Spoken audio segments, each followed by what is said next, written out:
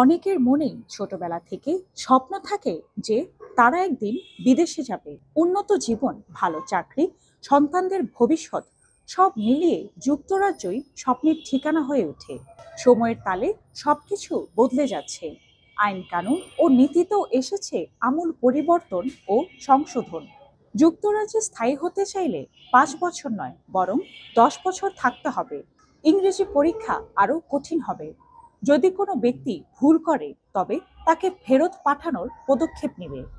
যুক্তরাজ্যে অভিবাসনের ক্ষেত্রে আসছে বড় পরিবর্তন। প্রধানমন্ত্রী কিয়ার স্টারমার ঘোষণা দিয়েছেন, উন্মুক্ত সীমান্তের পরীক্ষা এবার শেষ এবং নীতিতে যুক্ত হচ্ছে একের পর এক কঠোর শর্ত। লেবার সরকারের নতুন নীতিতে উল্লেখ করে বলা হয়েছে, স্থায়ী বসবাস বা নাগরিকত্ব পেতে এখন থেকে 10 বছর অপেক্ষা করতে হবে। তবে কেউ যদি প্রমাণ করতে পারেন যে তিনি অর্থনীতি বা সমাজে গুরুত্বপূর্ণ অবদান রেখেছেন, যেমন এনএইচএস এ কাজ করেন বা আয়কর নিয়মিত দেন, তাহলে কিছু ক্ষেত্রে সময়সীমা কমতেও পারে। ভিসা পেতে বা নাগরিকত্বের জন্য এখন প্রয়োজন এ লেভেল মানের ইংরেজি দক্ষতা।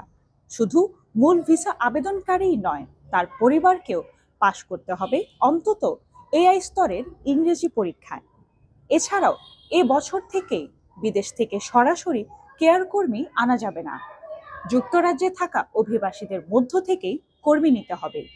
এর ফলে 50,000 ভিসা কম ইস্যু হবে বলে ধারণা করা হচ্ছে।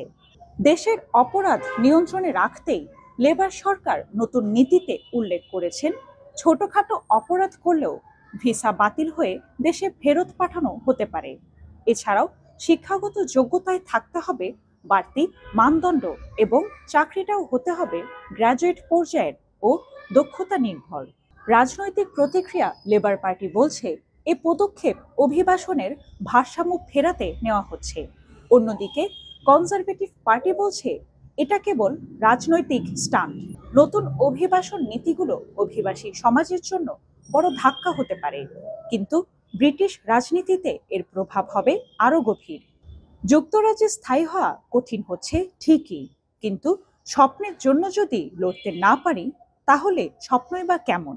বাঙালিরা জেদি ও পরিশ্রমী, তাই সুযোগ কমে গেলেও নিজেদেরকে দক্ষ করে তুলতে বাঙালিরা আবারও এক কঠিন যুদ্ধের সম্মুখীন হবে।